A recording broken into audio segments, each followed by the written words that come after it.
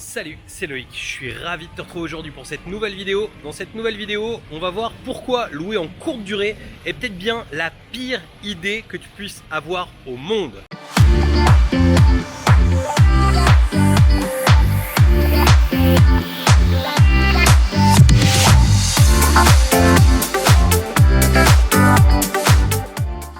Alors juste avant de démarrer, je vais t'inviter à t'abonner à cette chaîne, à rejoindre des milliers d'investisseurs qui l'ont déjà fait. Pour ça, tu as juste besoin de cliquer sur le bouton s'abonner qui est apparu dans cette vidéo ou bien juste en dessous de la vidéo, et surtout n'oublie pas la petite cloche pour être prévenu à chaque fois que je publie une nouvelle vidéo. Je t'ai mis aussi un lien vers le guide de l'investissement, ce guide PDF qui te permet de pouvoir démarrer sereinement des investissements rentables. En fait là, je suis dans un quartier que je voulais absolument visiter. C'est un nouveau quartier qui est sorti de terre il y a peu, qui en fait est The Point au bout de la Palmeraie. Donc là, il y a encore beaucoup de restaurants qui sont pas encore ouverts, beaucoup de magasins qui sont fermés, mais c'est vraiment magnifique. Je pense vraiment que cet endroit va cartonner très fortement. C'est vrai que quand tu vas dans des endroits comme ici à Dubaï, bah, tu te rends compte que il y a des endroits qui bougent énormément plus qu'en France. Alors là, on est un petit peu dans une extrême de ce qui bouge parce que ça construit de partout, c'est une folie. Et en même temps, bah, finalement, le marché immobilier, il n'a pas évolué dans le sens qu'on penserait, parce qu'il y a tellement de construction qu'on a plutôt eu dans pas mal de quartiers des baisses de prix depuis un an. Donc c'est pour ça aussi qu'il y a pas mal de gens qui viennent se jeter sur de l'investissement ici en ce moment. Bref, donc c'est pas le sujet. En fait, le sujet, je voulais répondre à quelque chose que je vois très régulièrement en dessous des vidéos, des gens qui disent alors soit carrément à l'extrême, tu vas pas me convaincre, moi la location courte durée, je sais que c'est pas quelque chose qui est bien, je sais que c'est quelque chose qui va me coûter, qui va me coûter en temps, je vais me créer un job, etc. Il y a même quelqu'un qui il y a peu de temps en fait me mettait sous une vidéo, tu ferais mieux de créer une chaîne, alors j'ai plus exactement le terme exact, mais en gros comment s'attirer tous les problèmes de la terre avec la location courte durée. Donc tu vois, c'est vraiment la violence. Et du coup, je voulais faire cette vidéo sur est-ce que la courte durée serait pas la pire idée du monde, tu vois. Et effectivement, alors quand je vois tout ça, je me dis que putain, les gens sont vraiment pas en mode entrepreneur. En fait, il faut comprendre que quand tu es entrepreneur, quand tu fais des actions entrepreneuriales, eh bien forcément il y a des choses à produire, il y a du travail à produire. Je vais te raconter une petite histoire juste après, mais ce qu'il faut comprendre, c'est que quand tu fais n'importe quelle action, quoi qu'il arrive, aujourd'hui, quand les gens te vendent, que ce soit sur internet ou dans la vie, d'être rentier, ça veut plus dire grand chose à aujourd'hui. Pourquoi? Parce que l'argent vaut rien, je pense que tu le vois, hein, on achète avec des taux d'intérêt qui sont ridicules. Les États financent avec des taux d'intérêt ridicules. Aujourd'hui, même les livrets A sont négatifs et te font perdre de l'argent. Chaque euro que tu as sur un livret A, bah, c'est de l'argent tout simplement qui est perdu tous les jours, parce que tu te retrouves avec des taux d'intérêt qui sont moins hauts que l'inflation. Donc par ce calcul, tu te retrouves à vraiment perdre de l'argent en fait chaque jour. Du coup, en fait, les gens s'imaginent que dans la vie, en fait, on peut être rentier. Mais franchement, gagner de l'argent, des gens qui sont réellement rentiers, il y a quelques personnes finalement sur la planète, mais les gens sont jamais complètement rentiers. Tu peux avoir la possibilité de travailler moins, tu peux avoir la possibilité de faire des choses qui rapportent plus, d'être mieux payé entre guillemets à l'heure, mais quoi qu'il arrive, eh bien, il y a quand même du travail à fournir. L'immobilier, quoi qu'il arrive, même si demain tu as de l'immobilier, je vais dire relativement classique, que tu loues en nu, que tu en as acheté beaucoup, que tout est payé, ce sera jamais complètement passif. Ou alors il faut vraiment que tu aies des millions et des millions. Pourquoi? Parce que même si tu mets une agence pour gérer, chose qui est tout à fait adaptée, tu vois, moi je vais te raconter après ma manière de faire et tu vas comprendre que malgré le fait que justement j'ai des gens qui gèrent et tout ça, c'est jamais complètement passif quoi qu'il arrive. Si tu prends donc l'exemple d'une gestion sur des logements nus, même si tu donnes ça à gérer à une agence, à un moment ou à un autre, il faudra quand même prendre des décisions sur des travaux, sur des problématiques. Tu vois, par exemple, moi je sais que si je délègue, en gros on va dire jusqu'à 300-400 euros,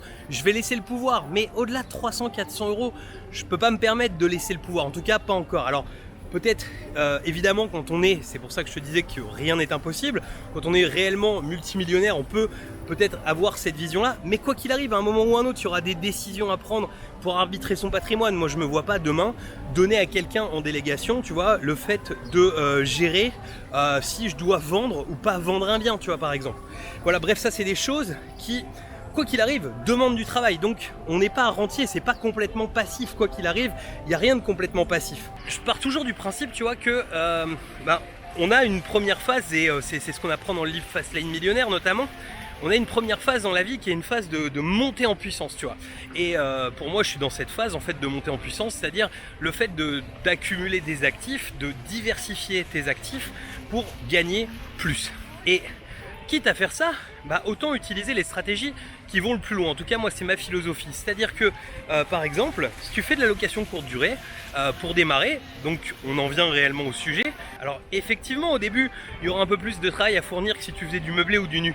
Mais ce qui va se passer, c'est que tu vas apprendre à gérer quelque chose, tu vas apprendre à le déléguer surtout, et comme il y a de la marge, tu vas pouvoir le déléguer, tu vas pouvoir le céder à quelqu'un en gestion. Moi aujourd'hui, mes locations courte durée, j'ai quelqu'un qui me les gère à 99%, et voilà, quand je suis ici, j'ai jamais géré un client, que ce soit au téléphone ou autre. De toute façon, ici, j'allume pas le téléphone. Je pars toujours du principe, je me sers que d'internet via Wi-Fi.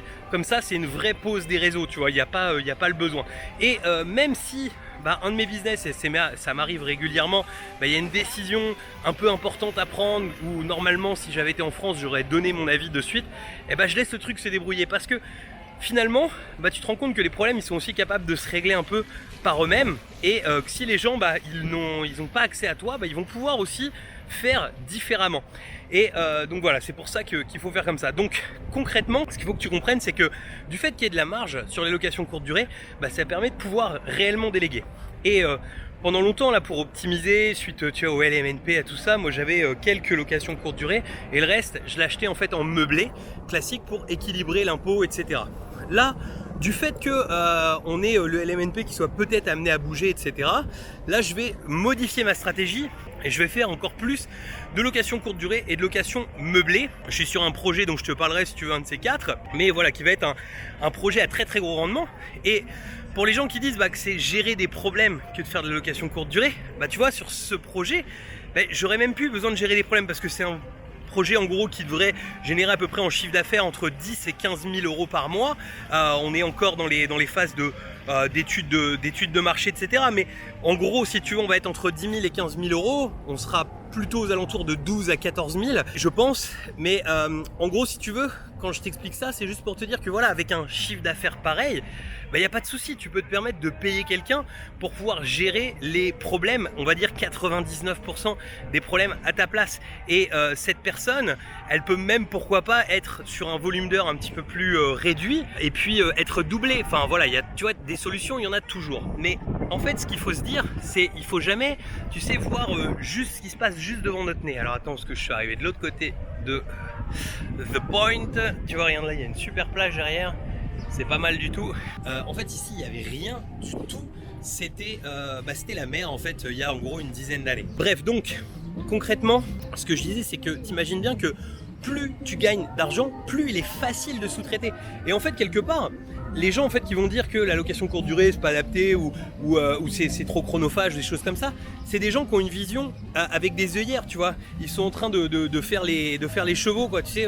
En fait, on va te mettre des œillères parce que ils se disent ouais, en fait, c'est forcément, il y a plus de tâches à faire que sur de l'immobilier classique. Sauf que à chaque étape, à chaque fois que tu mets un produit en route avec de la location courte durée, tu fais beaucoup d'argent. Et si tu fais beaucoup d'argent, il est beaucoup plus facile de sous-traiter. Enfin, moi, je veux dire, je préfère régler des problèmes avec de l'argent dans les poches plutôt que de régler des problèmes sans argent dans les poches, quoi. Tout simplement, ça change complètement la manière de voir. C'est-à-dire que des solutions, on en trouve beaucoup plus facilement quand tu as de l'argent pour payer des gens pour faire, par exemple.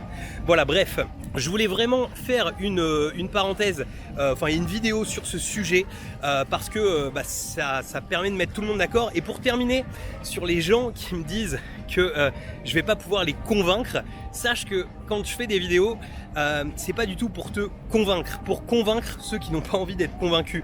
Je sais très bien que, et on le voit sur, tu vois, quand il y a des pubs Facebook qui tournent, etc., on voit des gens qui sont vraiment en mode gros haters, et tu sens dans certains messages que bon, il y a un côté, les gens comprendront jamais, puis il y en a d'autres, en fait, c'est tu commences à leur éveiller leur esprit, mais ils ont pas envie de le, tu sais, il y a tellement de croyances limitantes de base qu'ils ont pas envie de croire tout ça, quoi.